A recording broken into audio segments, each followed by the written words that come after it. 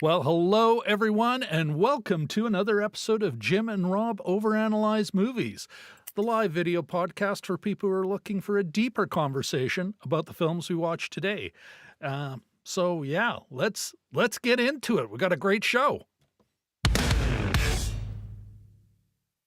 Of course, before I introduce tonight's show, and of course, my co-host with the most, let me take this opportunity to beg you all for a like, a subscribe, and maybe a ringy-dingy of that bell. Well, that bell goes on forever. Oh, sorry. And, of course, Jim is going to wave the bell when he's not even on screen. Let's bring him on. Mr. Chaboyko, how are you doing, my friend? It's diegetic sound. Is that the word? We haven't said that word in a while.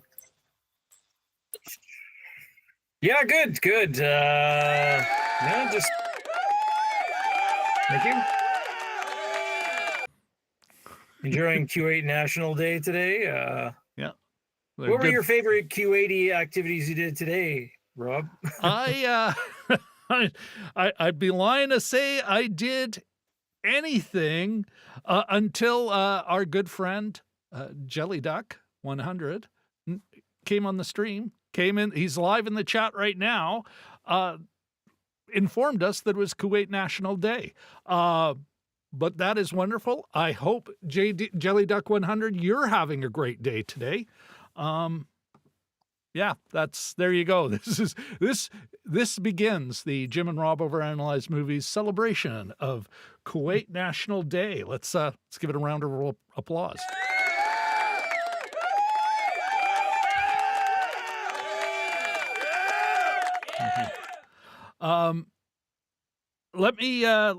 You know what, folks? I will put a link up here. I just published not an hour ago our spoiler-free See It or Skip It. So, of course, if you've already subscribed, well, hopefully you rang the bell and you've been notified. But yeah, I put a link up here, and I will. You can check that out. So, with that out of the way, we're just. You know what, Jim? Let's screw it. Let's just jump into the spoiler zone. And yeah, that's right. We are going to be talking about I'm Still Here. Here's the log line, the much improved log line from IMDb. Still not perfect, but better than it was before. A mother is forced to reinvent herself when her family's shattered by an act of arbitrary violence during the tightening grip of a military dictatorship in Brazil in 1971. Um, yeah, it really actually that's a pretty decent capture. The act of arbitrary violence, no. Uh, that makes it sound, Jim, my biggest criticism, that makes it sound like it was just some random street crime. Um, Mhm. would you agree? Yeah, and I mean, of course, it has a horrible effect on the family. I wouldn't even say that it shatters the family, though. I mean, they do come together and they sort of. I mean, I'm still here. It's right in the title that there's Yeah, some sense of perseverance. yeah. And They remain, yeah, there's no shattering of the family other than the mhm, horror of having the pater familia, you know, kidnapped and then uh, uh, tortured and tortured to death, yeah, most likely. mhm, Um, Jim, we do have other log lines, but I'll get into that in a minute. What I want to ask you to start off our conversation is, and I mentioned this during our See It or Skip It, mm, I at the end of the movie, I got misty. Even now when I think of it, I choke up a bit. The movie moved me, and not in any cheap way.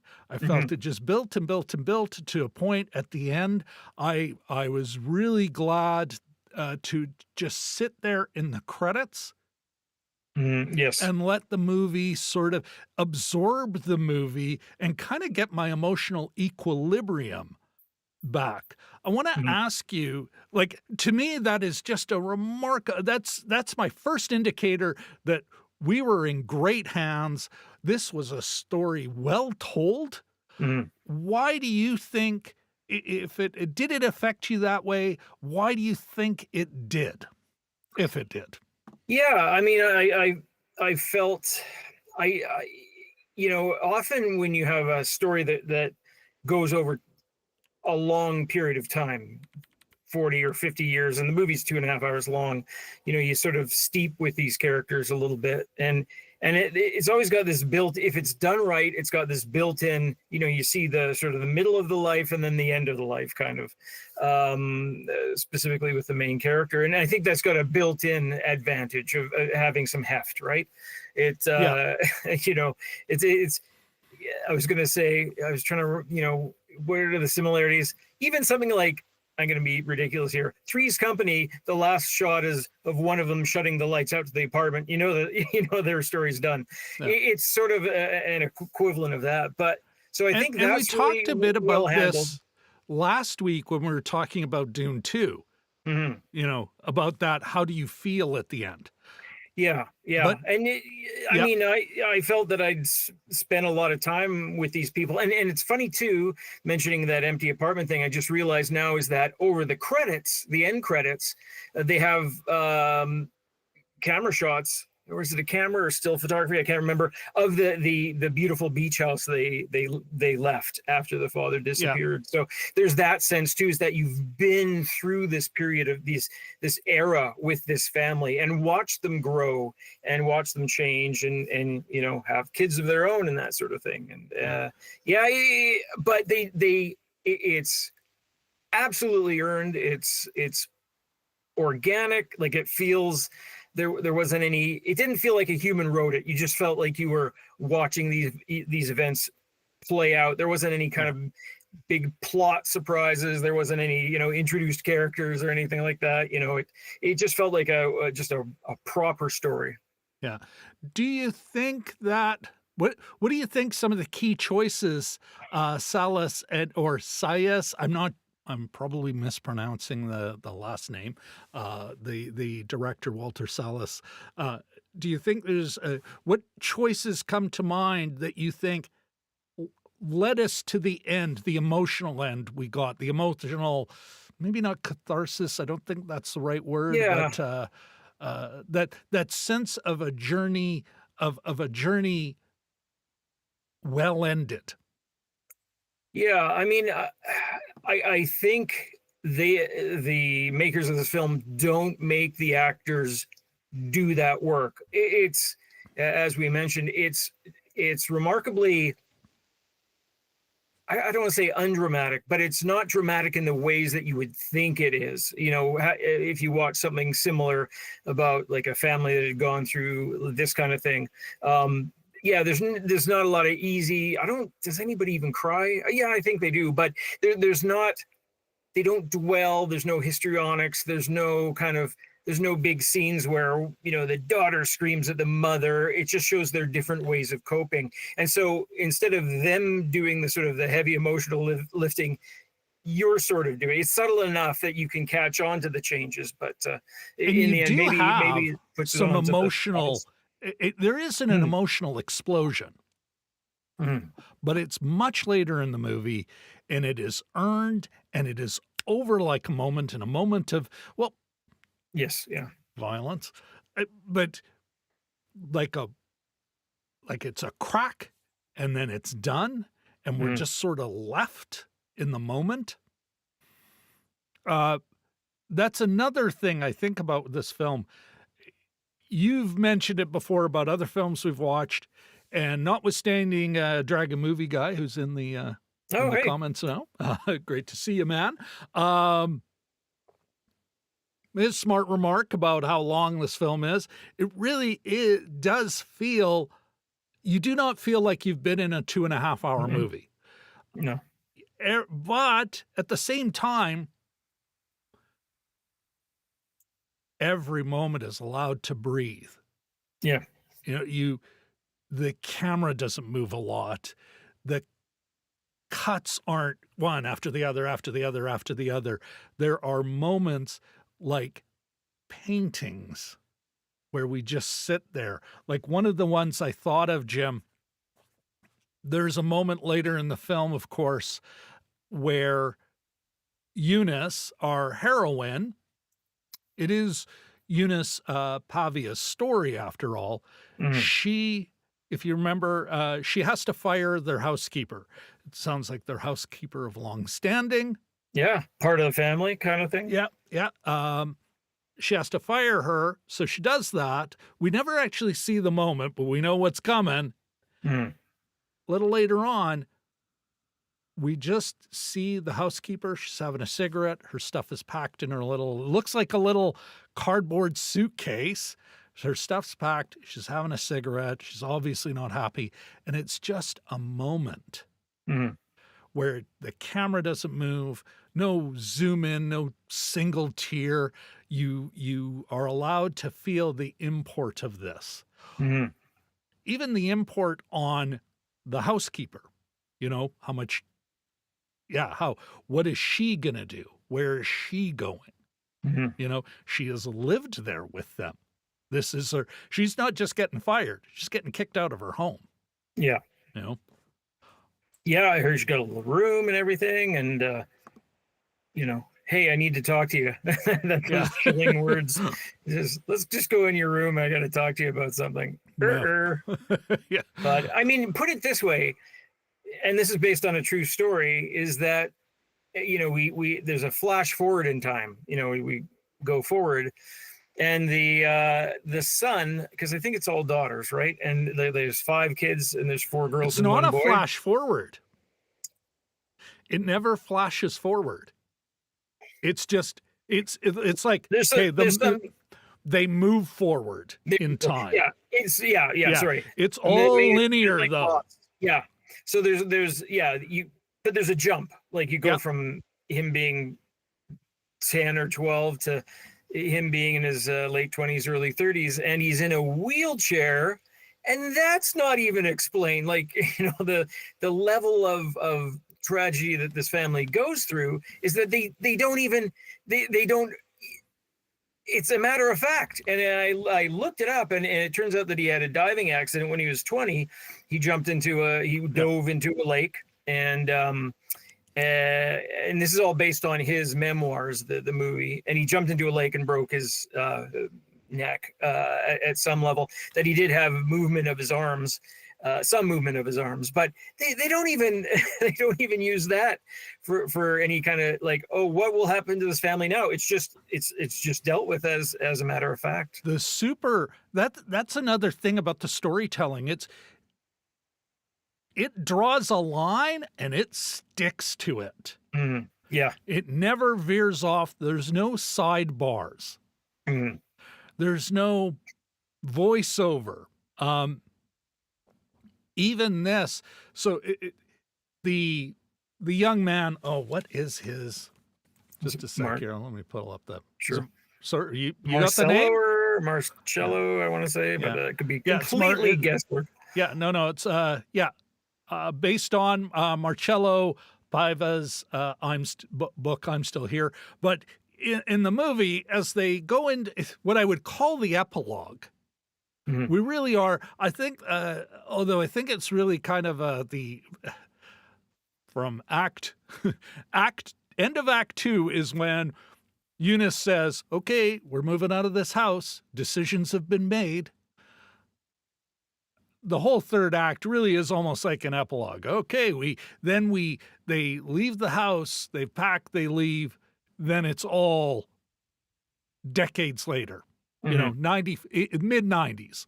Yeah. Marcello, one of his sisters, they end up going to a thing where Eunice finally gets the death certificate for Rubens. And this is an important point.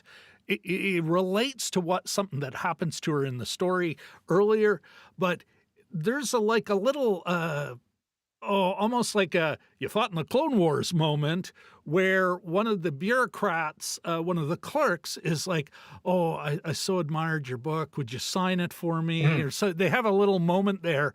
So, Marcello, yeah. You know, and like you say, not explained, but it's like, okay, I'm getting more of the picture, but I'm not being given everything, you know?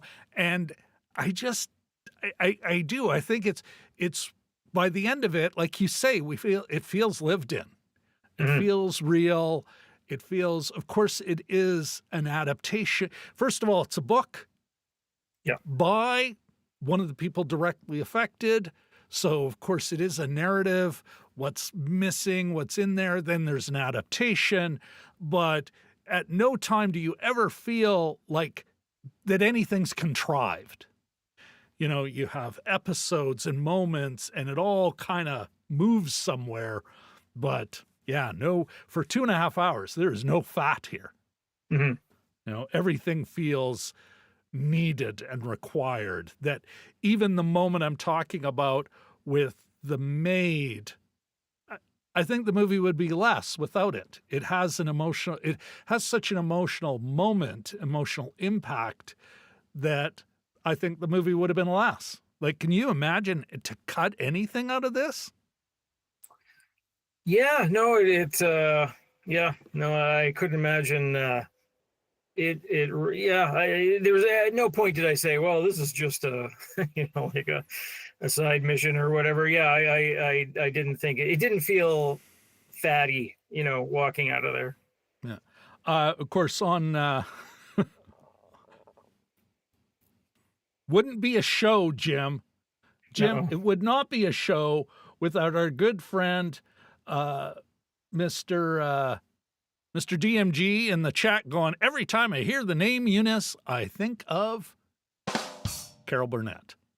Let me do that. Let me do that one more time. Carol Burnett. There you go. 3 rim shots for our good friend DMG. Back to this flick, though. Another thing that I think kind of sets it in its time and everything is the whole look of the flick. Everything seems kind of, I don't know. You're the photographer here, but if you look at even the collage I made for our thumbnail, like Yeah. it all looks kind of richer, very saturated. Well, at the same time, I don't know, hues of brown, like I think of the 70s. You look Yeah. at any Oh of the yeah. pictures and it's very 70s, very brown, very burnt. Mhm. Does that make sense? Yeah, yeah. The color tone is very, very 70s in the summer. Mhm. Kind of a Kodak Yeah. gold kind of effect.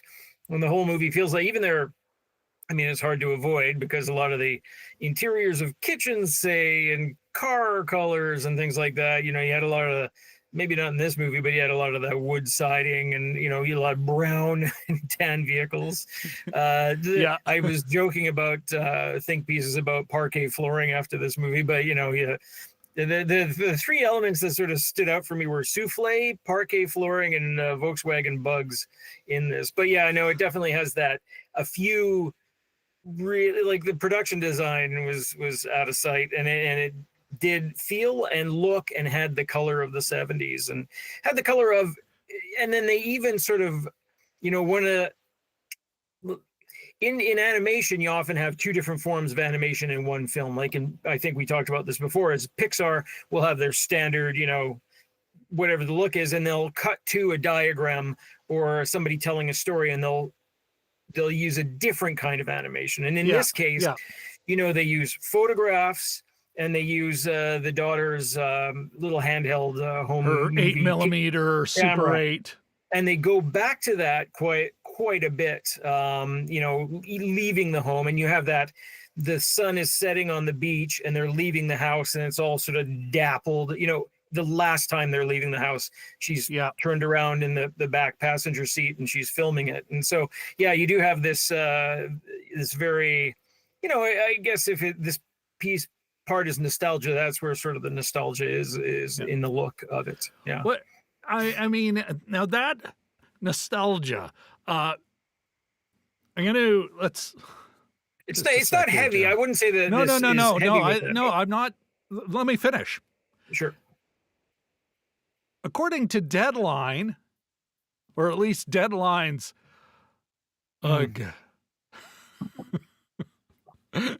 terrible headline writer, I'm Still Here review, Walter Salle's love letter to Brazil is a powerful warning from history. And I don't, if there's nostalgia in it, there is a nostalgia for a time when life was good for this family. Mhm. But I do not think this film is nostalgic. No, I don't think this no. film I don't think Salas is doing a love letter to Brazil. Mhm. No. I think he's actually, and when we get into this a little deeper, he's trying to say this is what the dictatorship did to this Mhm. albeit upper middle class family. But there is something about using that look of the 70s, even in their own cinematography, that does kind of go, this is in the past. This is what it looked like then. Mhm. Why do you think he made those look choices? Yeah, maybe it's kind of like horror in broad daylight. It's a little bit of the midsummer treatment. Oh Maybe yeah. it's, you know, it, in the scene when the last time that we see Rubens, Yep. his kindly unnamed and unbadged police. Well, one guy's named, but there's a Dr. little police. Schneider, the Is Schneider, yeah, parapsychologist. parapsychologist. And Oh, she kind of goes, God. "Ooh, what do you do when you're not being a policeman?" I study ghosts, of course. For the Air Force. Yeah, exactly. But even in that, the last time to see the father, he's dressed up in a suit and tie. He's going for a deposition, Yeah. and they're letting him take his We own just have a car. few questions. Yeah, he'll be home in no time. Yeah. But we'll stay with you and make sure nobody leaves the Yeah. house.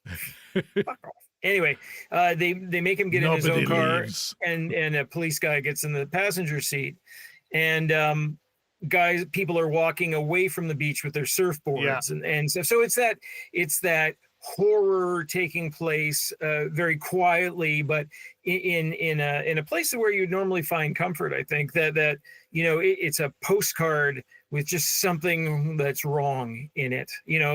Just I don't know about this, and I think amongst the things that he's doing, Stephen King does this all the time. He has horror in a real typical or a pragmatic kind of a place, just a practical, somewhere that these kinds of things can happen anywhere. But yeah, I think it's a little bit of an element of that, perhaps. Yeah. Well, the very first shot, I should say, sorry to interrupt, the very first shot of the movie, Eunice is floating backward. She's just off by herself, getting a moment of peace, floating in the water, and a military helicopter is going over. So you have both elements of the story right there. Yeah. And I think it's important to note, to set this in time, folks, Brazil during this period, from 1964 to 1985, Brazil was under a military dictatorship, notwithstanding what the Brazilian right wing is saying now. It wasn't a dictatorship. 20,000 just left. Exactly. Mistakes were made. Us using an oil drum filled with water to question a teenage girl. Yeah. That happens all the time. It's just sort of a matter of fact. You know what? Sure, we threw the guy out of the helicopter. We really didn't think it would play out that way, though. Somebody forgot to tie him in. We're just scaring him.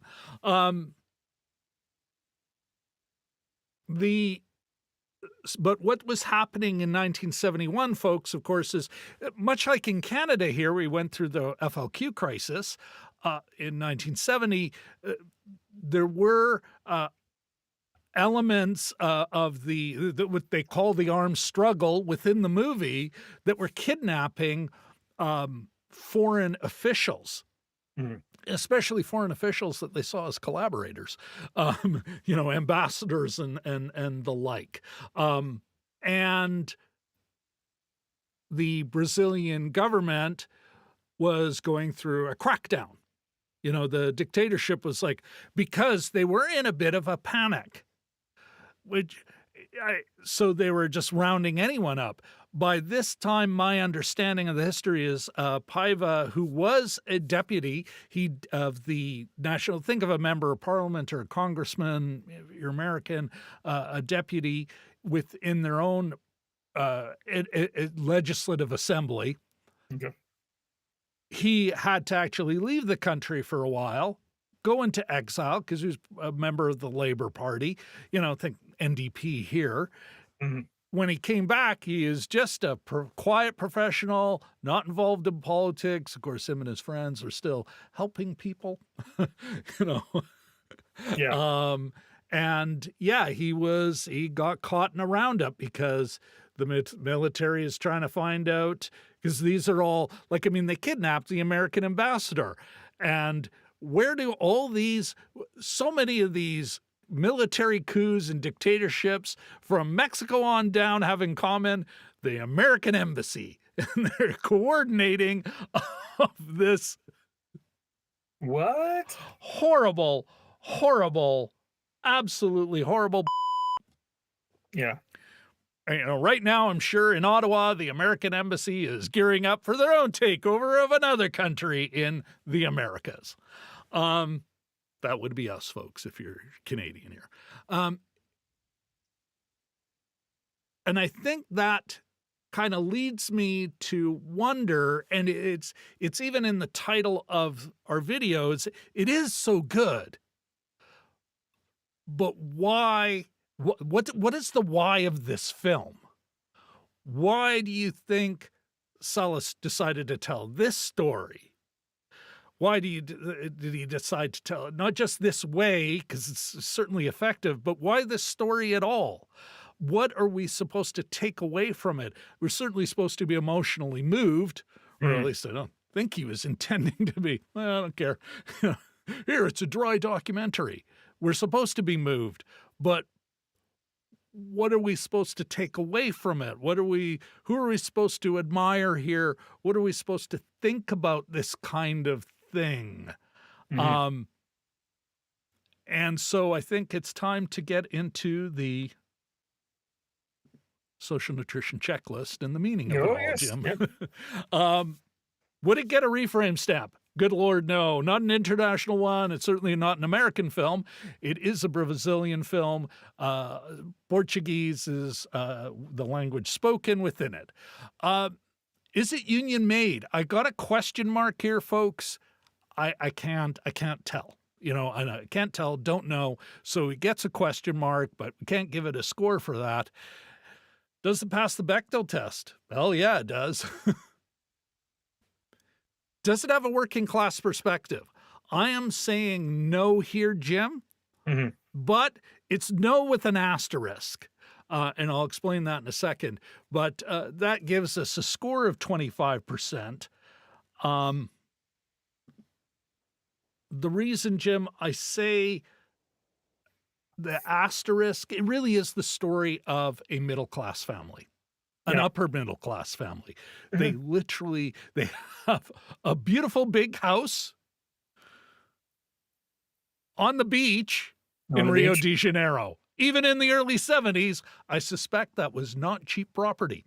Well, yeah. And they have a maid and they have 5 kids, that's, you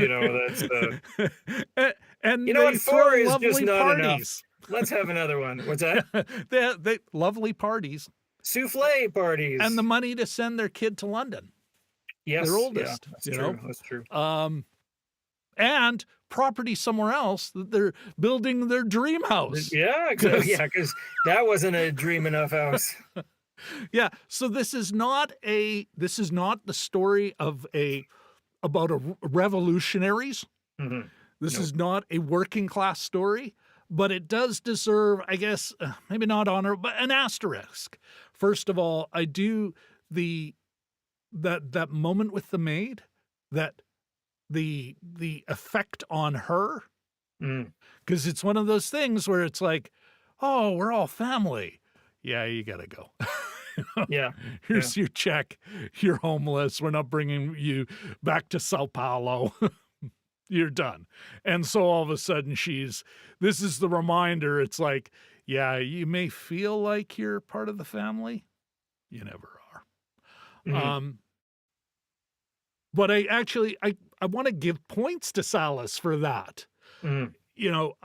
I don't know why he had that moment in there, but it does kind of acknowledge that difference. Yeah, yeah. I also want to say, and this is more on the gender stuff. It's less of a working class thing, but there is some intersectional overlap, let's say. One of the key points is, as she is trying to figure out how to keep her family together, keep just the household going, she goes to the bank, and the smarmy at the bank is going, well, I really need your husband's signature. When will he be back from his trip? Can you help me out with anything? Nope, sorry. This is a man's world. Sorry, this is a Yeah. man's world. Like, it really is, and he's just a smarmy asshole. In a world in which all the favors are granted, you can bet all the time. Yeah, I'm sure absolutely. rules are broken all the time. Yeah, No, my husband's disappeared. Can I have some effing money yeah. to raise my family? No, No, can't do sorry. it. Yeah. Well. I mean, later on, she's got to sell everything. Mhm. You know, she's renting out the house in Rio de Janeiro. She's keeping that, but they're renting it out.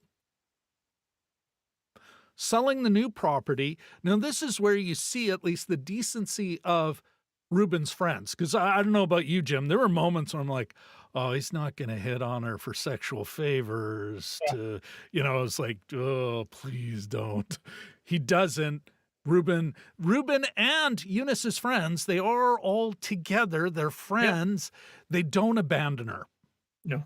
They do, but there's that moment where she's got to sell this property, and because the military junta will only verbally through back channels acknowledge he's dead, but won't give a death certificate because they're pieces of shit, Mhm. she can't sell her property for the value it's worth. She's got to do a back channel deal. She's got to get screwed out of her money. Yeah. Because it, and whatever other money that's in the bank is staying in the bank, because that smarmy at the bank won't let any of it go. So she's got to have a fire sale anyway, Mhm. you know? And I think that is, well, it's, I mean, you had talked about this in the See It or Skip It, Jim, but I think it bears repeating, and maybe you can elaborate a bit, but it Sure. bears repeating, talking about that they don't really lean into what I would say an American television kind of Mhm. production would, where it lean into how good their life was, and then how they've now fallen low, economically speaking. They Mhm. don't lean into that, but at least it is there, Yeah. you Yeah. know? Did you wanna add anything to that? Like, it Well, there's a couple things that go on, and one of them is, that earlier log line of the family being shattered. They're not shattered in the way that I think would be typical of a movie like this. But after they leave, after they go forward in time, after they leave the house, and I think there's a title card that says what year it is. You never see, and there's one dinner scene at the end when Eunice has Alzheimer's and she's in a wheelchair, or she may be verging on Alzheimer's and is in a wheelchair. You never see the family together again, right? So there's that. I Um, read that scene as she was deep in Alzheimer's by then. yeah. They're already talking, she has good days and sometimes Well, yeah, and she she was sort of perks up paying around the attention. kid She was and, paying you know, attention to the news. They were talking about Rubens on the TV, and yeah. so she sort of perked up a little bit. But what was I saying? Oh, yeah, yeah. So there's also a couple. There's sort of almost a.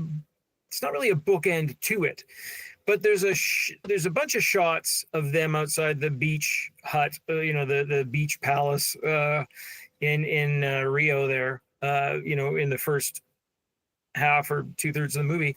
And then there's a real quiet shot. She's seeing her daughter off in Sao Paulo. And the daughter gets into it, I guess she's staying with her, gets into a taxi with her boyfriend, and they're going to the We're airport talking about like in the later on. 95 or maybe Yes. it's 27, Yeah. but I think it was In 95. Yeah. 95, yeah. Yeah. And she's just, she goes outside with them. They wait for the cab. They get in the cab and they take off. And there's just a held shot there just for a second. And she's standing there on the concrete, surrounded by all these concrete towers and and this cityscape. And there might be something implied about the difference between Rio and Sao Paulo that a Brazilian might understand better. But to me, it just looked like a woman by herself in this sort of vast concrete landscape, compared to the Rio part where she was, where, it was a little more, even the lighting was different. The lighting was a little, more It was a warm. lot more And so, warmer. Yeah. I mean, if you had your druthers, you'd think, where would I want to be in an Airbnb beach hut, or, in the middle of the central business district in Sao Paulo there. Yeah. But that sort of struck me as well, that maybe, financially things, I think she might have been a lawyer by that point, and her Yeah. apartment wasn't bad or anything like that. It was a complete difference of living situation, Yeah. different lifestyle as well. Whereas, they had all these great parties at the start, warm, inviting friends and family, and not done in an aspirational way, just done in a matter of fact way. In the apartment, it's usually just one or two people at a time. Yeah, so things do change from the first half to the second half. Economically, That's I like don't know. deep in the third act. Even it really is. Yeah, We're in the end game now. Like we're yeah, we're yeah. now we know what she has made her act. She is okay. We're moving, and then it's just okay. Where are they now? Mhm. How do we get to the end? That held shot just kind of struck me Yeah. at the time, and I sort of made a mental note about it. Yeah. Even that I I'm thought, I'm well, that was wondering kind of an if interesting. part of the purpose, because I do, yeah, I agree. It's super warm and sunny in the 70s. It's by the time you hit 95 in that, even everything gets sharper in the Mhm. image. It's cooler lighting, it's a cooler color, and it's sharper. Yeah. And I wonder, it'll be interesting when this comes out on streaming or get it on physical media. Will we see, it's like, wow, cuts are it becoming a little more like a modern, okay, a modern movie. Mhm. And Yeah. that the best words I can come up with here. Let me get back to the meaning for a sec here, but I do want to come back. Let's put a pin in that. Mhm. Let me come back to the meaning. What do you think? What is this movie really about? And what do you think Salas wants us to take away from this? Mhm. Yeah, they haven't those types of people that took over Brazil for those 20 some years. They didn't disappear. That energy is still there, and they've been dealing with a couple idiots down there for a while now. So I think maybe it's that history. These things don't go away, right? You have to sort of be perpetually on guard for them. I think it speaks to resilience in the face of that kind of thing. Um, yeah, because Bolsonaro, that's their president, or that was Yeah, their president, wasn't their it? right wing president. Yeah. Yeah, and so Oh, oh, but there we go. yeah, Jim's back. oh, they're trying to cut me down. Um, yeah, I know. Starlink cuts out. Yeah, I think it's just sort of a statement about this, just staying true to yourself, to your family, in the face of these kinds of dangers, this kind of thinking. I think this energy is always gonna be there. Maybe what they're saying is that it's a mistake to just regard Well, this look as at the part of most their. recent German elections. Yeah. I mean, the CDU, perennial favorite. Mhm. The Christian Union, the Christian Democratic Union, really the conservative for Germany, conservative party. But that AfD, the neo Nazis, they Mhm. did not as well as some early indicators were, but better than anyone wanted. Yeah, You yeah, know, yeah. And these people don't disappear. yeah, and You so know, I think it's just sort of I mean, yeah, it's just a reminder that this kind of force is always going to be there. I'm still here. You have to sort of maintain yourself in the face of that. I think is a large part of that. is there any possibility? I'm gonna jump to Wikipedia for Mr. Salas. We look here. His personal fortune, Jesus. estimated net worth of $4.2 billion. He is an heir to a fortune, a Brazilian fortune, and apparently also signed a petition supporting Roman Polanski. Um, That's great. exactly. Is there any, because in all these, especially in, well, anywhere, if there is a military dictatorship, there is always the vast majority, the ruling class of that country, the super rich, the rich and powerful, are one of the key backers. They're one of the key constituents. You think there's any chance that Salas is working out some, maybe working out some family guilt here?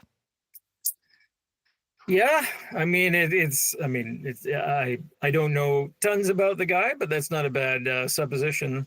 There, 4.2 billion. I Yeah. hope their craft services were decent on this shoot. Well, it makes me Like even porridge more wonder again. why better have been union made at least. The Yeah, Brazil, Brazil has unions. yeah. Jesus, that's crazy. Yeah. But Yeah, I know he's eking yeah, out, he's scratching out an existence as an indie filmmaker. Yeah, yeah. You're diving deep into last week we had talking about Denny and his relationship with the Catholic Church, and now we're Well, Jim, I we're do say digging deep into the which I yeah is good. we Kind of an are the interesting place angle. for deeper conversations Yeah. about the films we watch today, which is another opportunity to beg for a like, of subscribe, and Jim, now's your cue. Oh, sorry. Yeah. Maybe a ringy ding of that bell. I was working on a joke. W Salas 62 has entered the chat. Just kidding. Coming back to that though, there was and I kind of I think this also speaks to the meaning of the film, the politic of the film. Mhm. And again, in no way am I.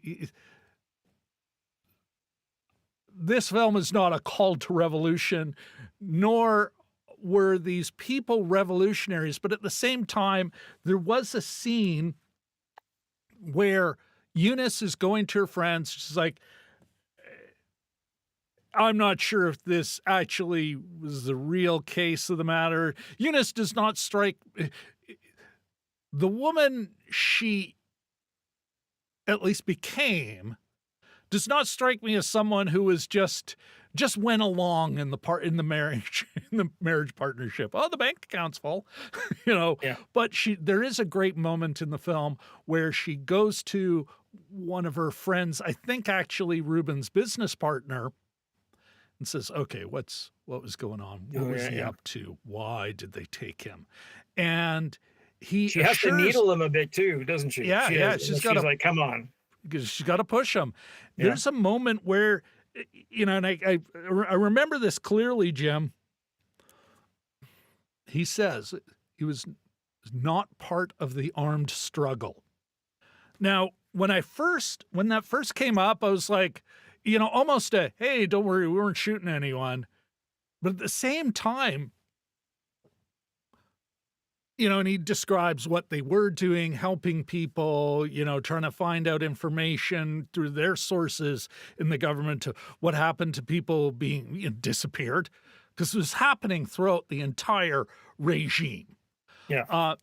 But here it's not, they make it clear he's not denying. They just, we're not with those radicals, those maniacs, not those communists. Mhm. Is not part of the armed struggle, which isn't like it's not.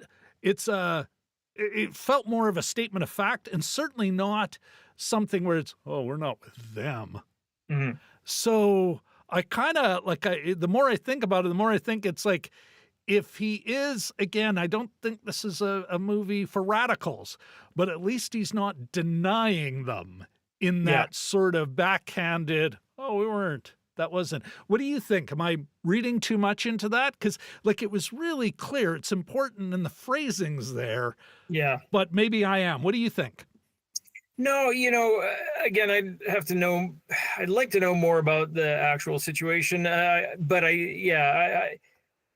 I think there's an element of, for other people, there's a sort of, they keep it close. So there's an element of plausible deniability, I think, Absolutely. So they don't want to include, everyone.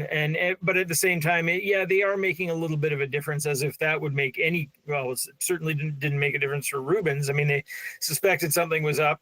Something was kind of up, maybe not what they were thinking or to the degree that they were thinking, but he was involved. It doesn't excuse it, what they did to him. And evidently he was killed within a day or two, by the way. It wasn't days. It wasn't a long, that's what they figured anyway. Even as the poor woman went to they all knew he was dead. Yeah. Dead. Yeah. Just died during interrogation. Yeah. Folks, think about that. It's not, okay, we finally took him out back and shot him. Mm-hmm. We're done with him. It's like, no, they just hurt him so much that he died. Yeah. I mean, not that the former was okay. Drowned him, gave him a heart attack, waterboarded him, whatever, and would not have tortured him to death. Yeah, exactly. So I think, you're right that it's not a big call to action. It's more a statement of just resilience. I think Yeah. the whole thing is Yeah. just, you know.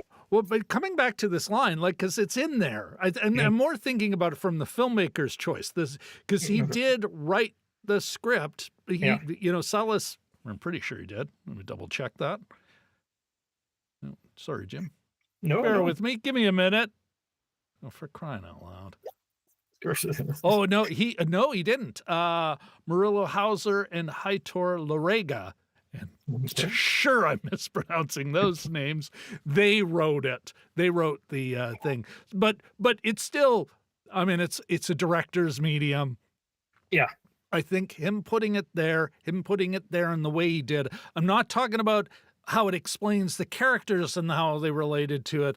I'm more thinking it's like this is the director is giving that a moment enough that I remember it. Now, of course, I'm so Yeah. tuned to this kind of thing, but I don't think it was unimportant to Yeah. the director to Yeah. have that in. So that's kind of where I was going.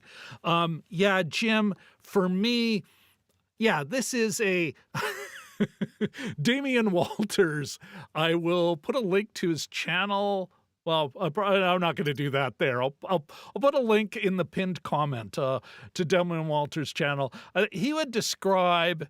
I think he would use the words bourgeois revolutionary to describe the Paivas. Yeah.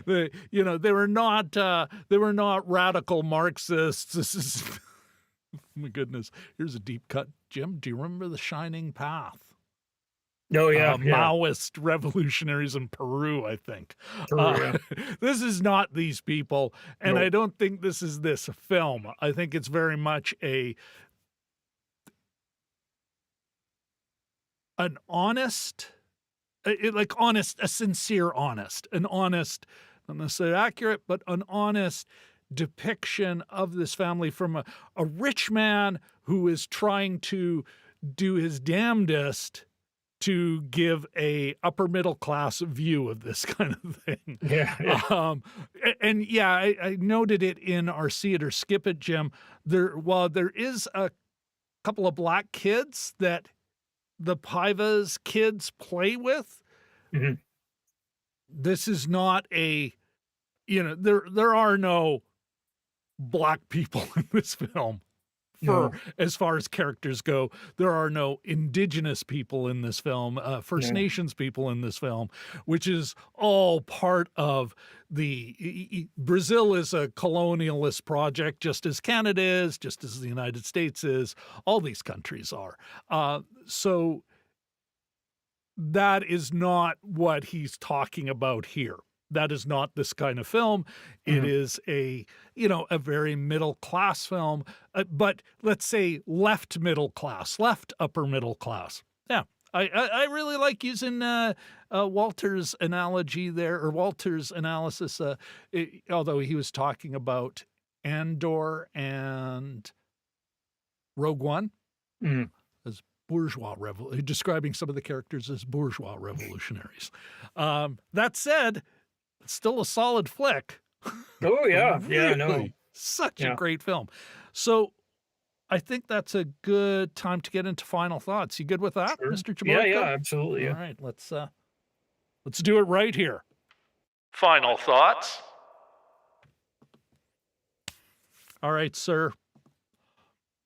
You go first. Certainly. I'm just looking at my notes here, maybe something that we hadn't covered. That I did want to mention that the soundtrack, and I said this to you during the movie, just a quick aside, the soundtrack just slaps in a way, Oh yeah.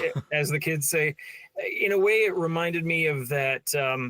It had the same sort of visual tone, color palette, and the sound of that Searching for Sugar Man documentary, where they had that about this Yes. huge hit that Detroit musician had in South Africa in the 70s, and he didn't even know it, and they tracked him down eventually.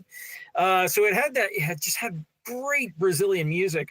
I've been watching this. I just watched a couple episodes of the new Apple TV Vietnam series that Ethan Hawke is doing, and in a good soundtrack, when you hear one that's typical, and then you hear something that's different, you know, you're aware of its value. But Yeah. on this Vietnam one, they're playing "Give Me Shelter" and every typical You say Vietnam all era. the hits. It's almost disappointing. Like Yeah. I'm almost, come on. Like Yeah.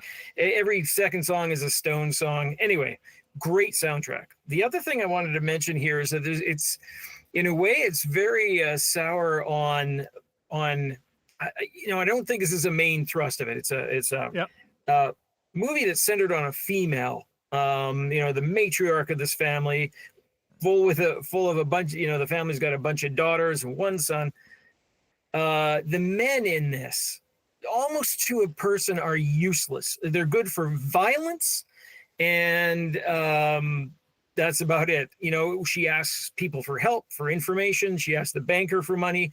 Even her friend group, you know, they are a little bit lame at things. She can't get any information. And so, but it's more like the cops, they don't even know it. Yeah, They feel useless and out of place. The Schneider guy who's sort of led the raid on their house. One of the The, soldiers who does do her kindness yeah. when she's being escorted out from Mhm. her a couple of days, or no, how long was she? Her 7 five, days, 7 days, 5 to days. 7 days, maybe Yeah. 5. Yeah.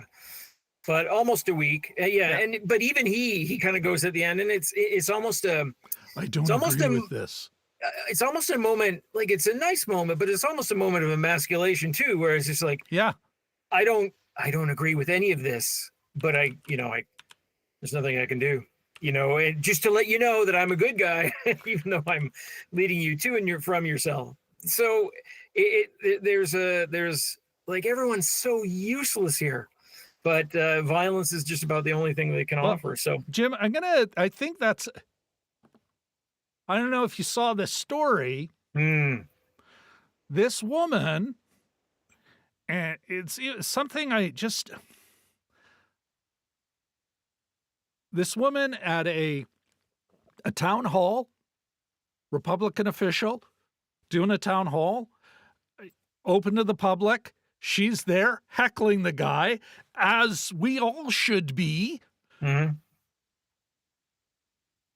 Us heckling conservatives up here, them heckling there. She is dragged out of it by plainclothes security guards. Look at them. They look like black shirts, Yeah. all in black, dragging her out. Then, of course, because it's the police, charging her because she bit one of these pricks. Hmm. No one stood up. No. And definitely no man. They're all just, and well, another guy, you'd pointed him out to me on Threads, Jim, Voiceover artist. a guy at the MC mocking her. Oh, she Yeah. doesn't want to face the consequences of being dragged out of a meeting like a criminal. Yeah. Um, we can't and have that one is dissenting the voice. energy I think you're talking about here. In Yeah, this yeah, film. good tie-in. Absolutely, yeah. The guys that come, they look like they come from a pickup artists convention, hog tying, or not hog tying, but with you know, they've got the ties even. You know, like apparently their license has been revoked by the town, but I saw that on the socials. I don't know how accurate that is. But. Yeah. And you know what, Jim? I'm kind of, as a man, as an old man, but a man nonetheless, Yeah. I'm a little sick. Yeah, I think I put it on social media, but it's like, I'm a little sick of seeing, it's one woman fighting. Yeah. Now, of course, I don't think of the Friends as useless like you do. Mhm. I think they're doing the best, because I'm sure they're all going home as couples going, is one of us going to be next? How do we get our family together? They are not abandoning her. Yeah. I mean, I them less don't so. feel like she's getting abandoned by her friends. No. As much as they're helping as much as they can while trying to keep their own crap together. Mhm. You know, but I do take your point, and yeah, like, I mean, we're living in a situation where, I mean, Jesus fucking H Christ. Mhm. Look at these heroes. Every one of them a piece of shit. Anyway, Jim. The various accounts that Visit Idaho have been catching a lot of flack, or some young intern was like, "Tell us what you like best about our state." So I said, my witty reply was, "I don't want to go there," or something to that effect. Get in some Canadian annexation threat stuff out. The Yeah. Connecticut governor thinking it's funny, saying to a CBC, a decent, again, once again, you got Ian Hannamansing auditioning to be the Canadian Lord Ha Ha, and I will put a link to William Joyce's horrible history Mhm. down below. But meanwhile, there's a woman CBC reporter going, yeah, it's not going to be funny in Canada. That's not, like, you can tell she's upset. She's trying to be professional, but she's calling him out. Yeah. And then Ian Hannamansing, that piece of shit, is going, we should discuss this proposal. Let's talk to five millionaires. You. Yeah. Anyway, And including Kevin O'Leary, who is a that piece of that right-wing grifting, murdering piece of shit. Okay.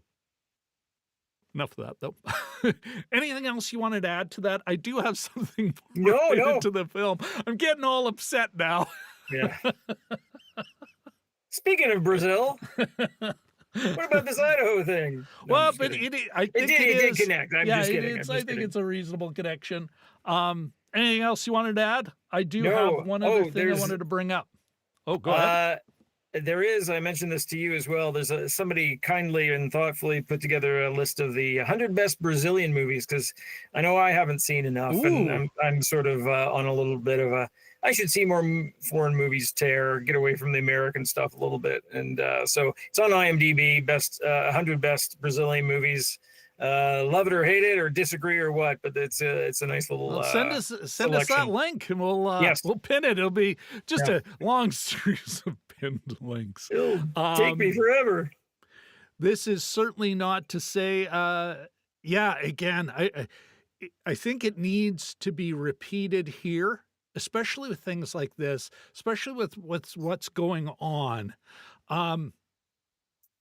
The woman's name is Teresa Baron-Pole. Not our enemy. Mm-hmm.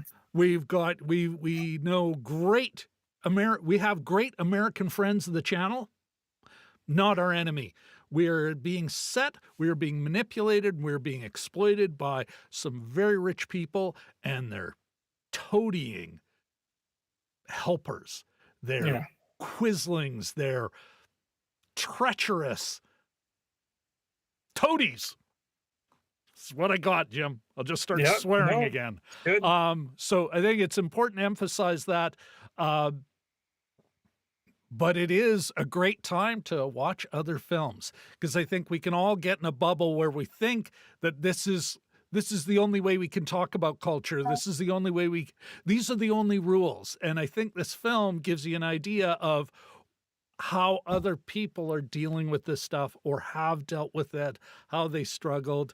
Like, the whole third act is how this woman reinvents herself, becomes a lawyer, fights for First Nations, Indigenous rights. Like, she is solid. You know, middle bourgeois, petty bourgeois, but still, you know, doing something. Again, another woman fighting. Yeah. Jim, I do have something else I wanted to add. Let me see if I can find it in my notes here.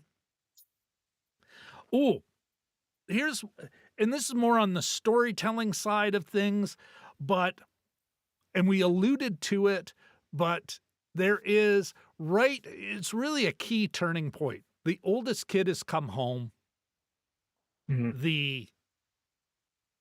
She's like, you didn't read them the rest of my letter.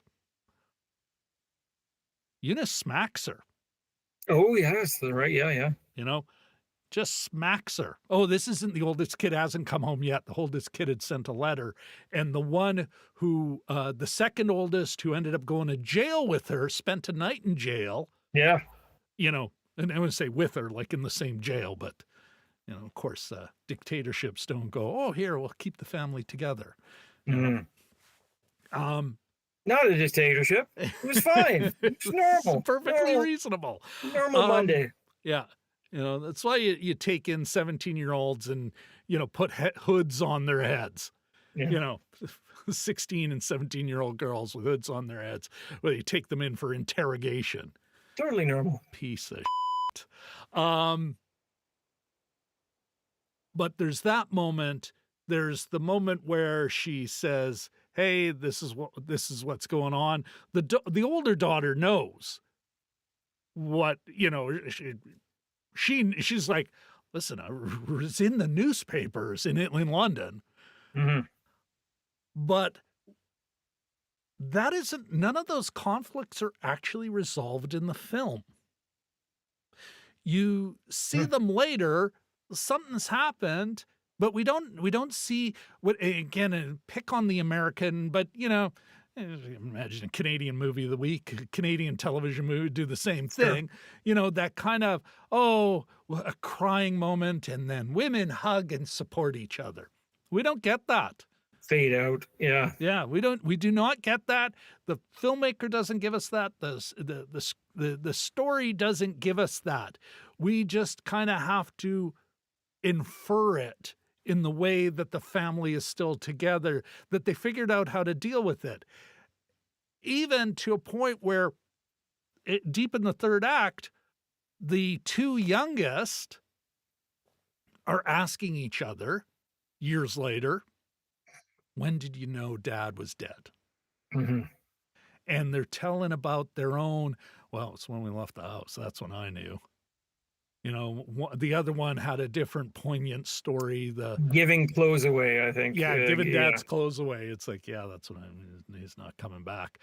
And from a storytelling perspective, it just emphasizes how real this family feels. Because you're like, yeah, no, that's the way a family sometimes deals with their dark. They don't talk about it. They don't have these big emotional cathartic moments. They have, and even the way it ends with her, she does, and this is another thing we didn't talk about as much in it, but I will always, maybe not haunt me, but I'll keep thinking about it, is photography. The Super 8, that documenting of their own lives, let's call it, and how she insisted, and we see this now, they always, can you look serious, like you've been affected? And there's like, no, we're smiling. You know, her moment of, you're not going to tell me how we're going to present ourselves. That's a good point, yeah. You know, which is a great story moment, and totally has that beautiful moment where she obviously has a bit of lucidity at the end, because there she is in the big family picture and everyone's smiling because this is obviously what they do now. And she smiles. And it's just, I'm getting choked up again, Jim. Yeah. You know, I'm getting choked up again because it's such a beautiful movie, even though it's, and we've had a nice run of that. Nickel Boys, another beautiful film, even though it's poignancy, the tragic moments, like, you know, it doesn't shy away from the reality of some of these people's lives. Well, at the same time, it does seem, and maybe this is on a thematic level, it's still beautiful, like it's still human. You know, in a world of, you know, AI, you know, these are real human beings going through a real thing. And I just like, damn, such a good movie. Apparently the mother, or Fernanda Torres's Eunice, the older version is played by Fernanda Torres's actual mom, I heard. I need to verify that, so don't quote me on that. But you know what? We can, let's find out now. Check that. Okay, You know sure. what? Real time fact We have the fact checking is I mean, bad. how will we know, Jim? All right, here's Fernanda Torres. There she is, spouse, children, uh, parents. Her mother, Fernanda Montenegro. Oh my goodness, that is the woman who played her mother. So there you Yeah, go. Jim, confirmed. confirmed. Check. All right. Listen, on that note, just want to say to everyone who joined us tonight or catches us in the replay, please let us know what you thought of the film. Let us know why you think it's so good and what do you think it's calling you to do? I don't think that's really a question we managed to answer. Uh, Other than, yeah, like, I mean, yeah, what are what are we supposed to take this for? And maybe it is that call to be resilient, to no matter how bad it gets, you can survive this. It Mhm. is possible, unless like don't let the get you. Yeah, yeah. You know, I don't know. But let us know what you think. And to DMG, to Jelly Duck 100. Oh, happy Happy national. Q8. Yeah, Sorry. sorry. Go ahead, Jim. Happy National Q8 Day.